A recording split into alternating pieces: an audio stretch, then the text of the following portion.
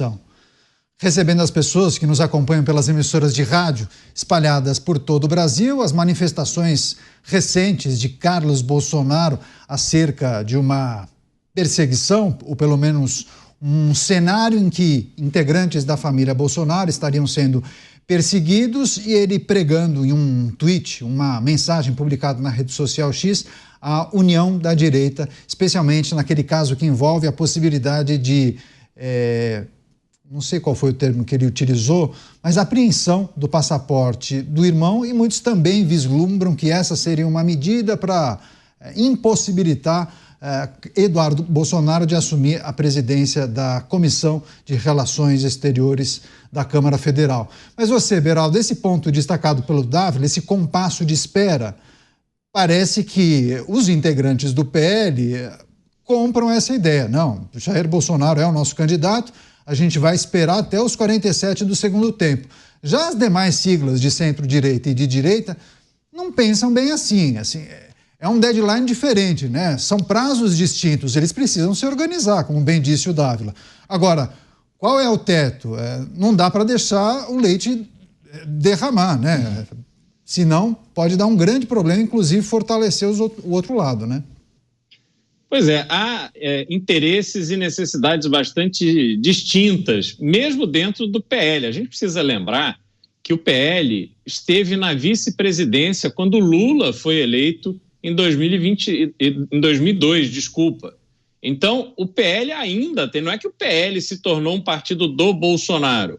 O PL é o partido de Valdemar da Costa Neto, que tem um número muito grande de deputados, se não me engano são 99, aonde boa parte foi eleita com o apoio de Bolsonaro e em razão do apoio de Bolsonaro, mas tem uma parte também de deputados antigos que tem lá sua base eleitoral nas cidades do interior dos seus respectivos estados, que fazem suas campanhas com base na distribuição de emendas e por aí vai. Então, o que passa na cabeça de um deputado como esse, que já tem a sua base eleitoral estabelecida? Ele quer uma definição quanto antes, porque ele precisa montar a sua estratégia com os prefeitos e vereadores que o apoiam para colocar a campanha na rua, ou a pré-campanha, né, para não correrem o risco de infringir alguma lei do TSE. Já os bolsonaristas, que foram eleitos graças a Jair Bolsonaro, a gente vê vários deles tentando já usar as emendas parlamentares para criar uma base de apoio que tire ou reduza essa superdependência de Bolsonaro, mas Bolsonaro continua sendo uma peça fundamental para a reeleição de vários, até porque muitos deles têm medo que aconteçam com eles, caso abandone ou pareçam estar abandonando Jair Bolsonaro, aconteça coisa que aconteceu com outros deputados que foram eleitos, como Joyce Hasselmann, acho que é o exemplo que simboliza muito esse tipo de comportamento, que foi eleita com mais de 1 milhão de votos em 2018 e na reeleição em 2022 teve 13 mil. Então eles não querem correr o risco de que isso aconteça com eles. Por isso eles insistem que é Bolsonaro, Bolsonaro, Bolsonaro, e apoiarão qualquer que seja o candidato que Bolsonaro indicar, porque o importante é não brigar com Jair Bolsonaro, para que Jair Bolsonaro faça campanha para eles, para que eles continuem sendo vistos como o candidato a deputado apoiado pelo Bolsonaro, independente de quem seja o candidato a presidente. Então esse é um aspecto. E aí o outro aspecto é o da política em geral, dos outros partidos. Veja só o que vai acontecer no Paraná, Canhato, olha que interessante. Os bolsonaristas adoram atacar o senador Sérgio Moro, em razão da forma como ele saiu do governo, com muito atrito e tal. Por fim, Sérgio Moro foi eleito senador no Paraná contra o candidato de Bolsonaro e hoje está em primeiro lugar nas pesquisas de opinião para ganhar o governo. E no primeiro turno, não há hipótese do PL ficar contra Sérgio Moro no Paraná. Não há como o Ratinho Júnior, que foi acho que o único governador elogiado, talvez ele, Tarcísio, elogiado por Bolsonaro na recente entrevista que deu, falando sobre sucessão presidencial, e o Ratinho Júnior não tem nome que seja popular o suficiente para ameaçar a eleição de Sérgio Moro. Então, o cenário nos estados, e o Dávila colocou isso muito bem, é um quebra-cabeça difícil de ser montado. Então, esse discurso de rede social ele é muito bom para deixar essa base de apoiadores ali mais apaixonada, ela ativada. Mas a vida real é de uma complexidade muito grande e vai exigir decisões pragmáticas de todos esses caciques políticos. Pois é, né, Koba? Talvez tenha sido uma mensagem muito mais para aqueles que apoiam Jair Bolsonaro ou que apoiaram ficarem espertos para evitar a traição, entendeu? Olha, vocês estiveram com a gente até aqui, continuem com a gente, para não ter um efeito debandada que seria péssimo, inclusive, para o grupo de Jair Bolsonaro, né? De alguma forma, cobrando uma fatura também, né, Caniato? Lembrando, vocês estão aí, como disse o Beraldo, muito em razão do apoio do Jair Bolsonaro. Então, está na hora de vocês, bancada da direita do Congresso, se unirem para defender também a família Bolsonaro desses ataques, dessas representações, dessas denúncias infundadas, dessa perseguição contra Eduardo em relação ao seu passaporte, por exemplo, Michele em razão das suas despesas enquanto primeira-dama. É também este pedido. E aí é aquilo, né? É o tempo todo também cobrando gratidão. A gente viu recentemente aquele bate-boca entre Trump e o Zelensky, né? Você já falou obrigado hoje? Algumas pessoas vão aderir a essa frase diariamente. Inclusive, você já falou obrigado hoje? Tem essa também, de ficar cobrando os parlamentares do obrigado diário que devem ao Jair Bolsonaro pelo apoio, pelo mandato que se deu justamente pelo apoio do Bolsonaro. Lembrando que também Bolsonaro também foi muito apoiado por essa base. Não é uma via de mão única, é uma via de mão dupla, é apoio em troca de apoio também, apoio trocado. Então ele também foi ajudado por essa grande base que ele sabe trabalhar até melhor do que o presidente Lula. Vide o número de senadores que ele já fez nas eleições passadas e principalmente que ele pretende fazer para as próximas eleições. Essa capilaridade, em cada estado tem alguém que é cotado a ganhar e está indo bem nas pesquisas para o Senado, porque o Jair Bolsonaro tem todo o objetivo do mundo de ter maioria no Senado a partir de 2026, justamente pelos poderes que a Constituição dá aos senadores em relação aos freios e contrapesos envolvendo o Poder Judiciário. Tanto que, inclusive, outros integrantes da família Bolsonaro devem disputar o Senado Federal. Flávio Bolsonaro já é senador, né? Mas eu acho que acaba o mandato dele, ele vai sair mais uma vez pelo Rio de Janeiro, e aí Eduardo sairia por São Paulo, e dizem que Michele poderia disputar pelo Distrito Federal. Dávila, você parece que concordou com os comentários do Beraldo e do Koba. Quer fazer um adendo, um complemento, por favor, dessa estratégia eleitoral, né?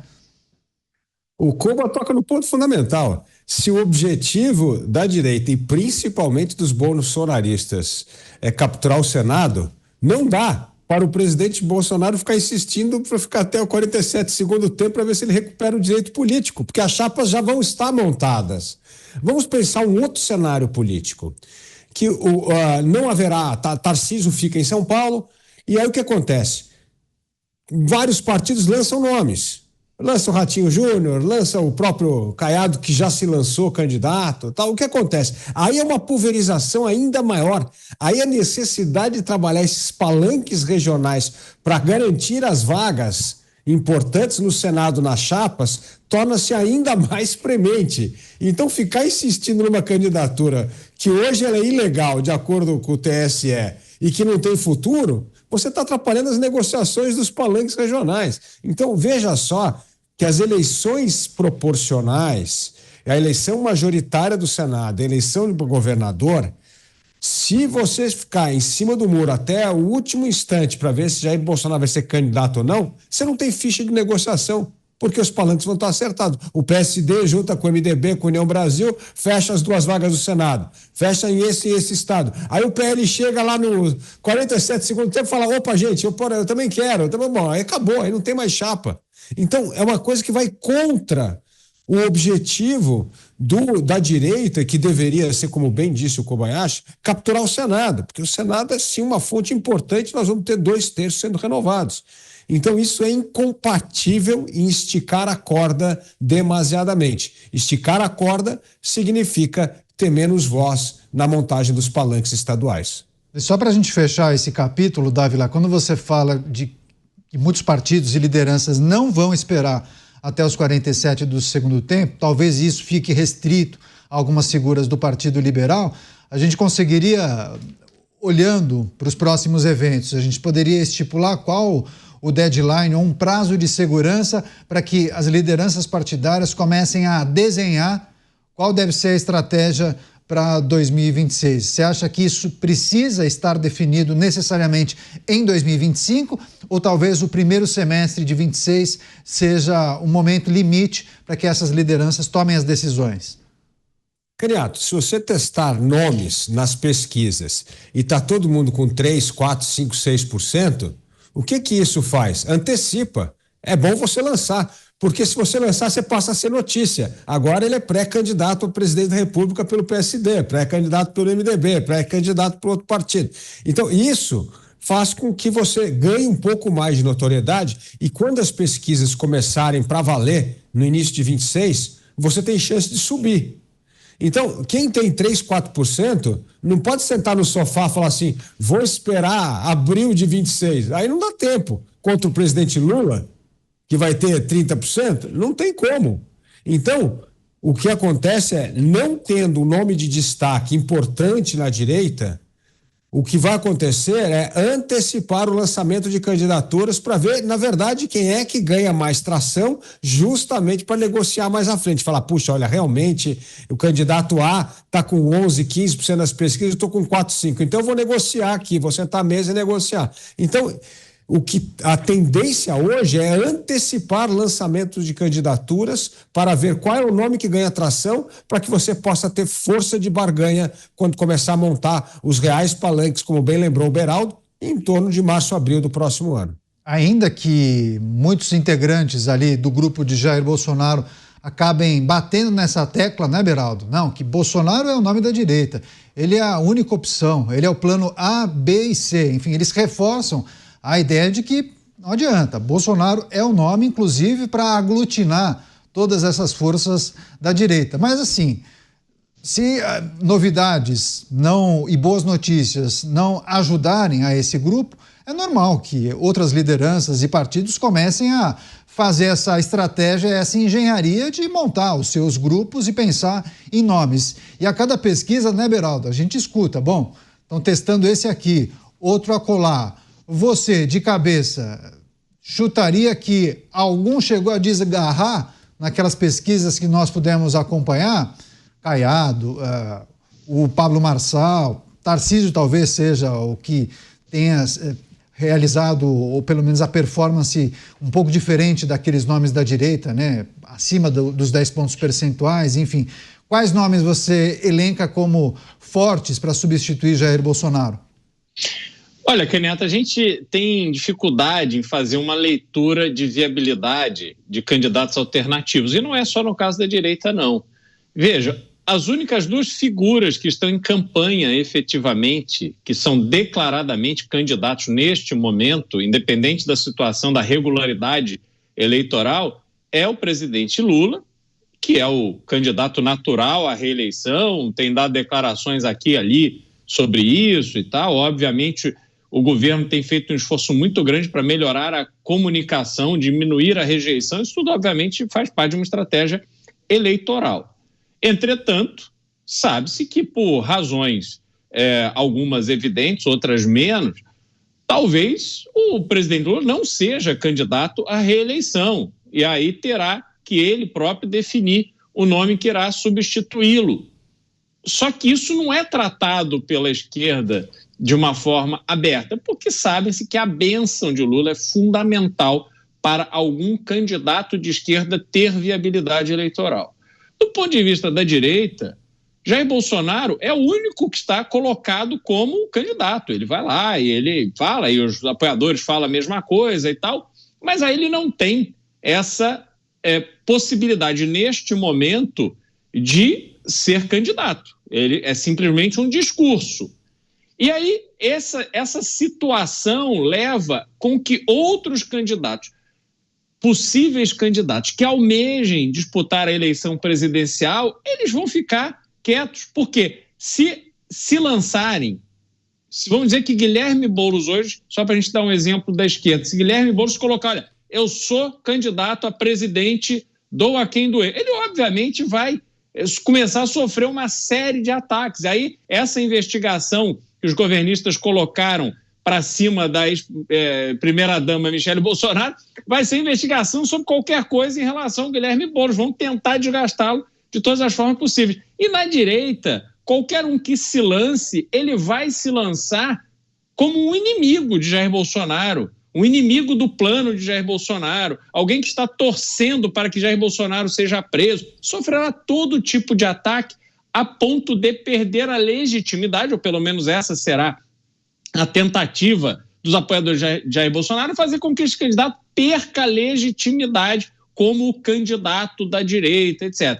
Então, a gente hoje tem, olhando para a direita, o Pablo Marçal, que se coloca como um candidato que quer trazer esse campo para si, o Gustavo Lima, muito identificado com o próprio Jair Bolsonaro e com o Ronaldo Caiado, que está mais independente, porque está terminando seu segundo mandato, já tem uma idade que é agora ou nunca, então, mas tudo de forma muito tímida.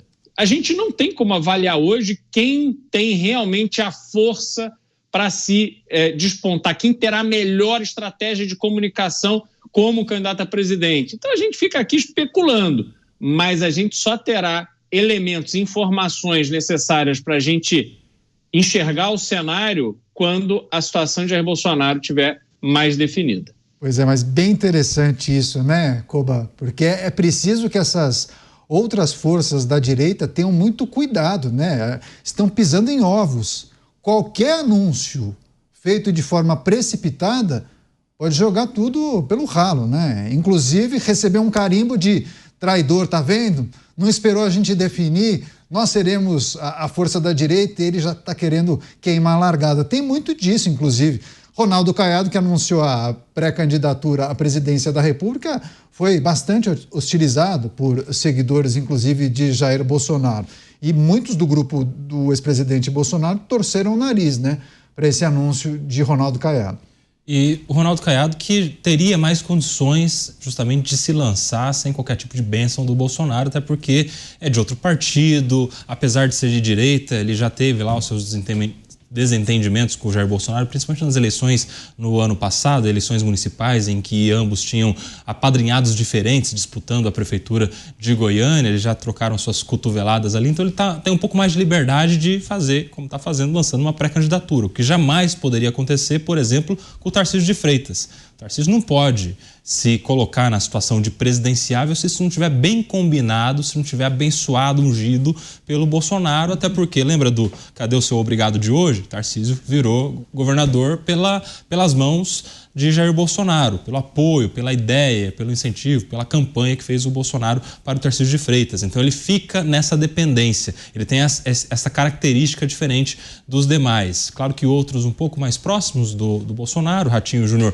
não levou nenhuma crítica do Bolsonaro, como o Beraldo bem lembrou, quando o Bolsonaro falou a respeito dele como um possível nome da direita. Alguns outros já trocaram farpas também, o Pablo Marçal, a gente se lembra das eleições municipais do ano passado aqui em São Paulo, em que em algum momento ele entrou ali num entreveiro, não só com o Bolsonaro, mas principalmente com o Carlos Bolsonaro, né? Lançou até a frase de que a liberdade não tem dono, justamente para falar que era possível ele ser também um candidato de direita sem a necessidade do apoio de Jair Bolsonaro. Então cada pessoa dessa, cada personagem, cada quadro destes que estão na disputa por uma situação de campanha presidencial, eles têm as suas características e as suas dificuldades próprias, cada um com a sua própria dificuldade. O Tarcísio de Freitas, no meu ponto de vista, respondendo aquela pergunta que você fez lá atrás para o Beraldo, seria o nome mais viável para liderar a direita nesse momento,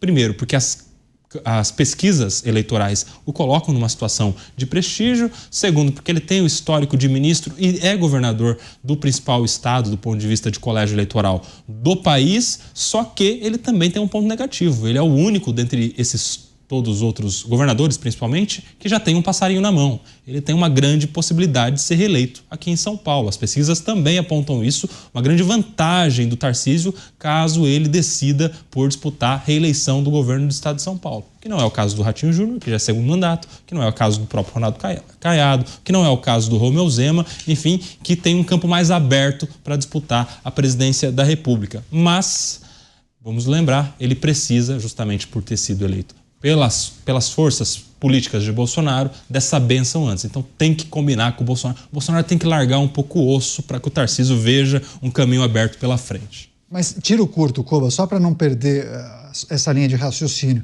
Caso, na hipótese de Jair Bolsonaro reverter a inelegibilidade e dispute a presidência em 2026, toda a direita estaria unida em torno do nome de Jair Bolsonaro e na ausência dele? Aí você acha que as forças, naturalmente, ficarão divididas e vários deverão se candidatar em 26 e aí sim, num segundo turno, com alguém da direita, todos apoiariam esse nome? Tiro curto. Depende. Se ele tiver viabilidade eleitoral, vai depender da viabilidade política em razão da denúncia apresentada pela PGR e de como isso vai se desenrolar não só no judiciário, mas na opinião pública em relação à repercussão dessa ação judicial que está em vias de ser instaurada contra o ex-presidente. Então depende também dessa variável aí que é o processo judicial contra o Jair Bolsonaro. Se ele não estiver viável eleitoralmente falando, o ideal seria uma união, mas como Dávila falou, tempo passa. Isso deveria já acontecer com uma certa antecedência antes que seja tarde demais, de acordo com os quadros, os acordos de cada estado, para que não estejam já formados antes que se pretenda, de uma maneira geral, uma união da direita. Pois é, o Dávila, que sempre compartilha pensamentos e reflexões importantes, inclusive é autor de um livro muito legal que eu recomendo que todos leiam, que é o Vire à Direita e Siga em Frente, né, Dávila? Queria que você falasse sobre essa defendida união da direita, né? Muitos falam que isso deveria acontecer para 2026. Agora, muitos veem também a possibilidade do ego e também de algumas forças partidárias impedirem essa união da direita em primeiro turno. Você acha que a ausência de Jair Bolsonaro deixa essas lideranças e partidos mais à vontade para não seguirem o caminho da união da direita? Cada um segue o seu projeto político e, a depender do segundo turno, podemos dar as mãos, alguma coisa nesse sentido? Caniato, como eu gosto sempre de lembrar aqui a nossa audiência, quem define eleição majoritária é o contexto. Depende qual é o contexto da época. Isso que vai definir ou não. Veja só, eu vou dar 2 exemplos. O caso do Tarcísio. O Tarcísio hoje, como bem falou o Koba, tem uma reeleição garantida em São Paulo e é uma pessoa que precisaria do aval de Bolsonaro para ser esse candidato de união da direita. Mas vamos dizer que Bolsonaro continua inelegível e o contexto coloca, por exemplo, o Tarcísio muito à frente dos demais candidatos nas pesquisas. O bom governo está ali, reconhecido por muitos, tal. O que vai acontecer? Mesmo sem o aval de Bolsonaro, a pressão da sociedade, dos partidos para lançar o nome de Tarcísio vai ser gigantesca. E aí, mesmo que não haja a bênção final de Bolsonaro, o contexto vai ditar que ele vai ter que sair candidato, não tem jeito. Por exemplo, imagina se ele ter nas pesquisas em março, abril do próximo ano, 25% e o segundo nome da direita está com 5%, 7%. Não tem como. Mesmo que Bolsonaro não apoiar, vai ser uma pressão tão grande que ele vai ter que sair candidato. Ah, mas vou abrir mão da eleição de São Paulo. Eu prefiro, como ele sempre fala, disputar a reeleição em São Paulo. Não tem jeito, o contexto dita política. E a mesma coisa, você pode ter hoje o Tarcísio liderando a pesquisa, acontece uma coisa grave em São Paulo e tal, esse capital político pode derreter. A gente não sabe.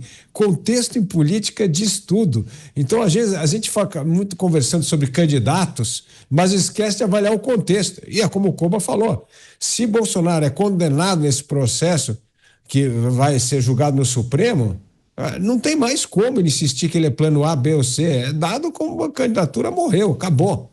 Então, o contexto vai ditar muito essa aliança. Agora, o que eu vejo?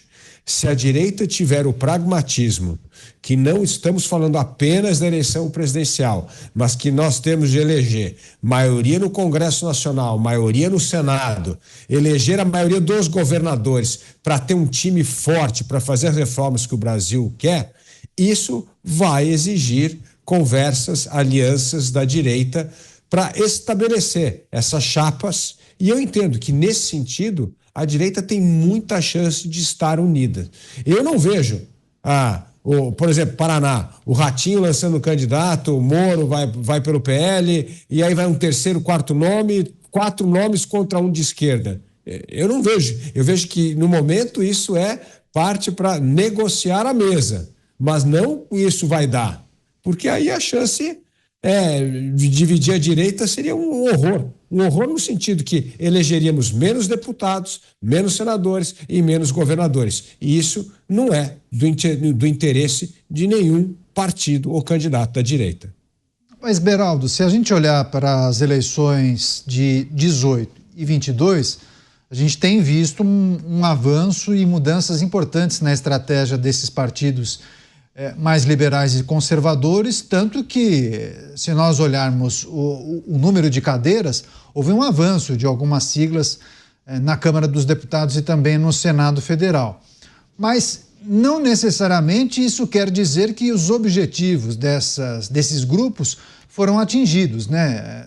E também a expectativa daqueles que colocaram os parlamentares, também a gente precisa entender que muitos ficaram talvez decepcionados com a atuação de deputados e senadores conservadores. Por que eles não atingiram os objetivos ou não cumpriram aquilo que prometeram durante a campanha, hein, Beraldo? Neto, primeiro a gente precisa separar o joio do trigo, né? Então, hoje a gente tem no PL, no Partido Liberal, um partido que acomodou Jair Bolsonaro e deu a ele uma plataforma partidária e eleitoral fundamental para a sua campanha à reeleição. Eu não me lembro agora dos números, mas a gente precisa colocar no contexto de que Jair Bolsonaro foi eleito em 2018 com uma campanha que custou menos de 4 milhões de reais, uma coisa absolutamente impressionante no Brasil, na realidade do Brasil. Eu arrisco dizer que a maioria dos candidatos a deputado gastou mais do que ele para se elegerem deputados naquela eleição, do que ele gastou para se eleger presidente. E esse fenômeno, ele já percebeu que não se repetiria em 2022. Tanto é que ele começa o processo de criação do seu próprio partido, Aliança pelo Brasil, e todo mundo sabe que o apoio que ele tinha, sobretudo naquele momento, era mais do que suficiente para conseguir as 540 mil assinaturas, mais ou menos isso que é necessário para criar o seu próprio partido. Por que ele desiste? Em grande medida, porque um partido que é recém-criado, ele não tem fundo partidário nem fundo eleitoral. Ele inviabilizaria a sua campanha à reeleição e também a campanha de reeleição dos deputados, que seriam apoiados por ele, dos governadores e dos senadores, etc. Então, para ele era inviável. O PL, então, Valdemar da Costa Neto, muito atento ao cenário político, acomoda Jair Bolsonaro e faz ali um acordo com ele, em que a velha política, a política tradicional, convive com essa política com banho de loja que existe ali em torno de Jair Bolsonaro. Então, essa é uma realidade. Aí você tem o Partido Novo, que foi concebido como um partido de direita, um partido com um pensamento de uma economia liberal e tal, e que hoje talvez seja o único partido desse universo ali da direita e mais próximo de Jair Bolsonaro, tal, que realmente tenha na sua essência essa convicção.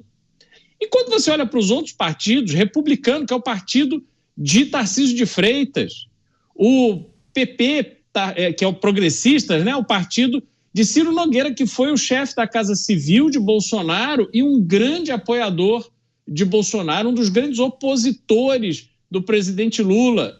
Você tem a União Brasil, que tem Sérgio Moro, candidato ao governo, né, o provável candidato ao governo do Paraná nas eleições do ano que vem. Esses partidos, eles primeiro, estão negociando uma federação, ou seja, chegariam unidos nas eleições de 2026. E dentro desses partidos, eles acomodam pessoas que gostam de Jair Bolsonaro, que apoiam Jair Bolsonaro, e até pessoas que apoiam o governo Lula, a ponto desses partidos terem ministros no governo Lula. Então, é um balaio de gato. E neste balaio de gato, a única coisa que interessa a esses partidos é irem para uma eleição com chance de elegerem uma bancada extremamente expressiva em 2026. E talvez, Canhata, aí a minha dúvida, eu não acredito que teremos em 2026 a mesma polarização que houve em 2022. E esses partidos, então, adotarão uma estratégia que seja mais conveniente para eles. E eu não sei se a estratégia mais conveniente é apoiar Jair Bolsonaro. Talvez eles próprios estejam torcendo para que Jair Bolsonaro não seja o candidato, porque eles ficam à vontade ou para lançar um candidato próprio e, com isso, terem um discurso ali de centro, enfim, elegendo bancadas expressivas, ou fazerem acordo com quem for mais conveniente, quem oferecer o maior quinhão ali do espólio que será distribuído. Então, é muito complexo o cenário para as próximas eleições. Não podemos reduzi-la a uma forma simplória, ou você está com Jair Bolsonaro ou você é comunista. Não vai ser esse o cenário. Por isso que um tema como esse demanda um pouco mais de tempo. A nossa audiência aqui do chat, algumas pessoas ficam nos questionando, é que tem muitos aspectos que a gente precisa analisar, e daqui a pouco eu vou ler algumas mensagens das pessoas que se comunicam com a gente também pelo chat da Jovem Pan News no YouTube e também programas Pingos nos Is. Fico de olho aqui nos dois chats, tem muita groselha que eles escrevem, mas tem muita coisa legal também, e eu também dou bastante risada. Eu gosto muito das pessoas que ficam diariamente aqui com a gente. Koba, quer fechar? Quer trazer o seu ponto de vista, sua reflexão para a gente fechar esse assunto? Se a gente pudesse elencar um importante tema envolvendo essa sucessão presidencial, ou essa disputa presidencial, eu me apegaria justamente na questão do tempo, porque o tempo, de fato, é muito importante. Daqui poucos meses, isso já precisa estar muito bem definido para que não haja nenhum perigo dos estados se arranjarem nas suas composições de disputa de Senado, de governo, de coligações partidárias, e que haja uma perda da complexidade maior, que seria a composição para uma disputa presidencial, essa muito mais importante. Então, a maior necessidade nesse momento é de que a estratégia já esteja pronta e que os partidos todos aí que têm interesse que a oposição ganhe, seja por que nome for o escolhido para disputar a eleição presidencial, eles precisam de fato se unir e decidirem uma estratégia política o mais rápido possível. Olha só, agradecendo muito as pessoas que enviam perguntas, comentários, fazem análises também. Carla Patrícia, Guilherme Poças, Otacílio Monte, Cícero Soares, Valdomiro Ferreira. Legal demais ter vocês todos os dias aqui no programa Os Pingos nos Is.